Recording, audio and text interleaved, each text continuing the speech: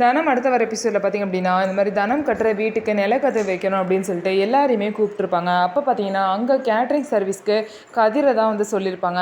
கதிர் பார்த்திங்க அப்படின்னா சாப்பாடெலாம் ரெடி பண்ணி எடுத்துகிட்டு வரும்போது வீட்டில் வந்து எல்லாருமே கிளம்பாமல் இருப்பாங்க. உடனே என்னம்மா கிளம்பலையா இப்படியே வரப்போறீங்கன்னு சொல்லிட்டு அவங்க கதிர் வந்து அவங்க அம்மாவை கேட்பாங்க. நாங்களாம் வரலப்பா, ஏற்கனவே எங்களுக்கு வேலை இருக்குது, ஹோட்டல் வேலை வேறு இருக்குது, நாங்கள் எதுக்கு வந்துக்கிட்டு, அது மட்டும் இல்லாமல் அவங்க என்ன சொந்தக்காரங்களா, நம்ம அடிக்கடி அங்கே போனால் அவங்க பையன் என்ன அடிக்கடி இங்கே வரான் அந்த பையன் அப்படின்னு சொல்லிட்டு அவங்க சொந்தக்காரங்களே பேச ஆரம்பிச்சிருவாங்க. அதனால் நாங்கள் வரலன்னு சொல்லிட்டு பார்த்தீங்க அப்படின்னா கதிரோட அம்மாவும் சொல்லிடுறாங்க.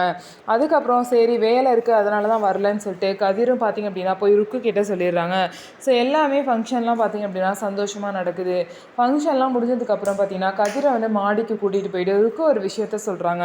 நீங்கள் வந்து என் மருமகளை விரும்புகிற விஷயம் எனக்கு தெரியும், அதனால் நான் ஒரு நல்ல முடிவு எடுத்திருக்கேன், உங்களுக்கும் தனத்துக்கும் கல்யாணம் பண்ணி வைக்கலான்னு சொல்லிட்டு நான் முடிவு பண்ணியிருக்கேன்னு சொல்லிட்டு ருக்கு வந்து கதிர்கிட்ட சொல்லுவாங்க.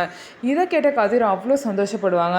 ஸோ தனத்தை எப்படி ருக்கு ஒத்துக்க வச்சு கதிரை கல்யாணம் பண்ணி வைக்க போகிறாங்கன்னு சொல்லிட்டு வெயிட் பண்ணி பார்க்கலாம். நம்ம வீடியோ உங்களுக்கு பிடிச்சிருந்தா நம்ம வீடியோவை லைக் பண்ணிக்கோங்க. மறக்காமல் நம்மளோட சேனலை சப்ஸ்கிரைப் பண்ணிவிட்டு பாருங்கள்.